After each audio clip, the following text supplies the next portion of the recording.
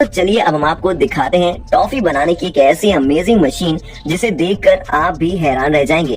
इस मशीन के पहले छोर पर टॉफी बनाने में इस्तेमाल होने वाला पेस्ट डाला जाता है और धीरे धीरे जब ये पेस्ट आगे जाता रहता है तो ये धीरे धीरे टॉफी के आकार में बदलने लगता है और आगे जाकर जब ये पेस्ट पूरी तरह से गोल आकार का हो जाता है तो फिर इसे एक कटर द्वारा काट दिया जाता है और यहाँ पर सब कुछ ऑटोमेटिक मशीन ही करती है।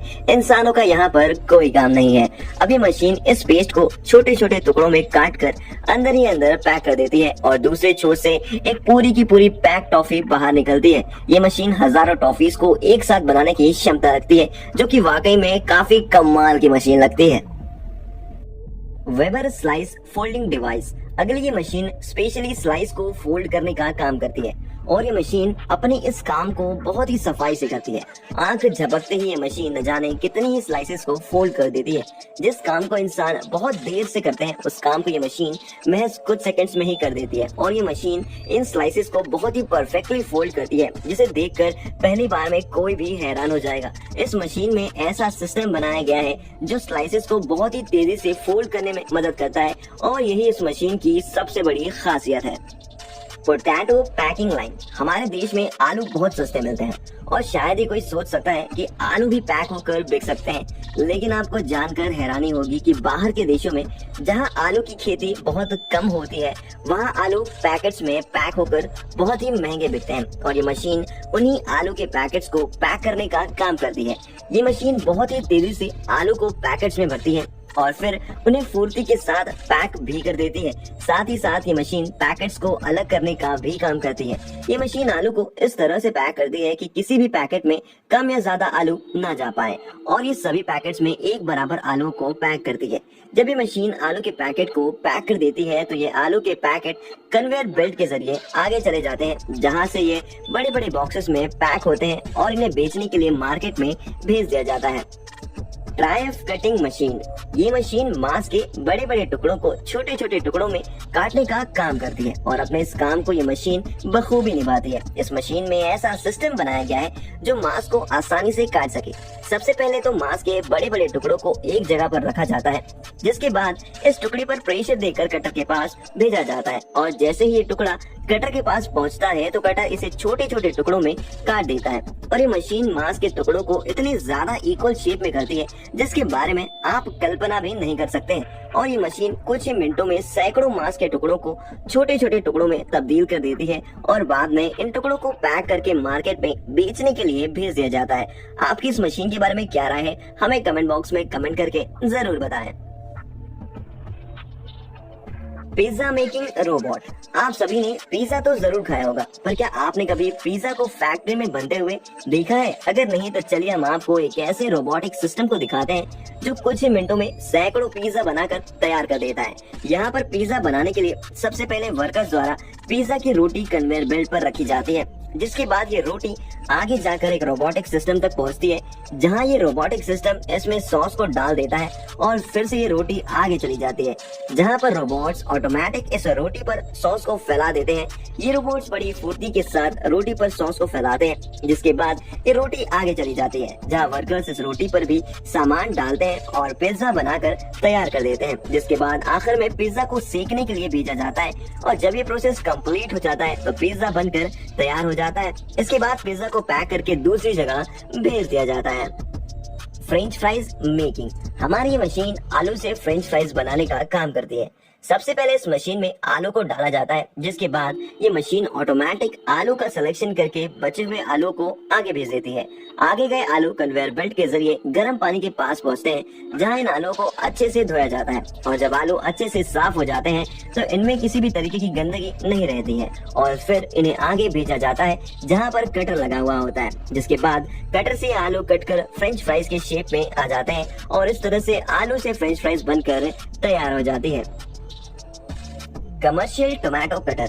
ये मशीन ऑटोमेटिक तो नहीं है, लेकिन घर में काम करने वाली औरतों के लिए ये मशीन बहुत ही ज्यादा यूजफुल है और इस मशीन की मदद से बहुत ही अच्छे से सैलेड बनाया जा सकता है। वैसे तो इसे टोमेटो कटर कहा जाता है, लेकिन इसकी मदद से आप टोमेटो के शेप वाली कई सब्जियां काट सकते हैं और सैलेड भी बना सकते हैं। आपको इस मशीन के बीच में सिर्फ और सिर्फ टोमेटो को रखना है और आगे की ओर प्रेशर देना है, जिसके बाद अपने आप ही टोमेटो कट जाएगा। ये टोमेटो के टुकड़ों को छोटे छोटे स्लाइसेस में तब्दील कर देता है और बिल्कुल एकदम सटीक इस मशीन की मदद से आप न सिर्फ टोमेटो बल्कि नींबू और प्याज जैसी और भी कई सब्जियां काट सकते हैं। और अगर आप घर में अपने काम को थोड़ा बहुत आसान बनाना चाहते हैं तो फिर आपको इस मशीन को जरूर खरीदना चाहिए, क्योंकि ये मशीन आपके सैलेड काटने के काम को बहुत ही आसान कर देगी। Eggs lifter. चलिए अब हम आपको दिखाते हैं एक ऐसी मशीन जो अंडे से छिलका उतारने का काम करती है और एक बार में ये मशीन 15 अंडे के छिलके उतार सकती है। सबसे पहले इस मशीन में अंडों को रखा जाता है और फिर ये धीरे धीरे एक एक करके सभी अंडों के छिलके उतार कर उसके मटेरियल को आगे भेजती रहती है। ये मशीन अंडों के छिलकों को इतनी आसानी से उतार देती है जिसे देखकर ही मजा आ जाता है। इस मशीन में 2 रोबोटिक हैंड लगे हुए हैं जो अंडों से छिलका उतारने का काम करते हैं। जब अंडों से छिलका उतर जाता है तो बचा हुआ मटेरियल कन्वेयर बेल्ट के जरिए नीचे रखी बाल्टियों में आता रहता है और ये प्रोसेस लगातार रिपीट होता रहता है, जिसकी वजह से दिन में ये मशीन हजारों अंडों से छिलके उतार देती है और इंसानों का काम बहुत ही ज्यादा आसान कर देती है। Fully automatic pizza maker. कुछ देर पहले हमने आपको पिज्जा बनाने की एक ऑटोमेटिक मशीन दिखाई थी, पर उस मशीन में इंसानों का भी अहम रोल था। लेकिन अभी जो मशीन हम आपको दिखाने वाले हैं उसमें मशीनों का कोई रोल नहीं है। जी हाँ, ये मशीन रोटी बनाने से लेकर पिज्जा में सॉस भरने तक हर काम ऑटोमेटिक कर देती है। सबसे पहले इस मशीन में आटा डाला जाता है, जिसके बाद ये आटे को गूंद कर उसकी एक लंबी शीट बना देती है और फिर उसके वेस्ट पार्ट को अलग कर देती है और ये शीट एकदम साफ सुथरी लगने लगती है। जिसके बाद कटर की मदद से ये शीट की रोटियां बना देते हैं और उसके बाद ये रोटियां आगे जाती हैं, जहाँ रोबोटिक हैंड इसमें सॉस भर देते हैं और उसे फैला भी देते हैं और इस तरीके से पिज्जा बनकर तैयार हो जाता है। केक ओमैटिक 100 आई। भले ही आपको इस मशीन का नाम सुनने में बड़ा ही अजीब लग रहा हो, लेकिन इसका काम आपको बहुत ही ज्यादा सेटिस्फाइंग लगेगा, क्योंकि ये मशीन केक में क्रीम भरने का काम करती है और कुछ ही सेकंड में किसी भी तरह के केक में क्रीम भर देती है। ये केक में बहुत ही तेजी से क्रीम लगाती है, जो कि बहुत ही परफेक्ट तरीके से लगाती है। ये मशीन अलग अलग तरह से अलग अलग फ्लेवर्स की क्रीम अलग अलग केक्स में लगाने में सक्षम है। साथ ही ये डिजाइन वाली क्रीम भी केक्स में लगा देती है, जो कि इस मशीन की एक अहम खासियत है और इसलिए विदेशों में इस मशीन को काफी ज्यादा पसंद किया जाता है। हालांकि हमारे भारत में इस तरह की मशीन ज्यादा देखने को नहीं मिलती है, लेकिन विदेशों में ये मशीन बहुत ही ज्यादा इस्तेमाल की जाती है और मैं उम्मीद करता हूँ कि एक दिन हमारे भारत में भी ये मशीन बड़े पैमाने पे इस्तेमाल की जाएगी। Apple cutting machine. ये मशीन सेब को अलग अलग शेप में काटने के लिए जानी जाती है और आपको जानकर हैरानी होगी कि ये मशीन फुली ऑटोमेटिक है। हालांकि इसे ऑपरेट करने के लिए एक इंसान की जरूरत पड़ती है।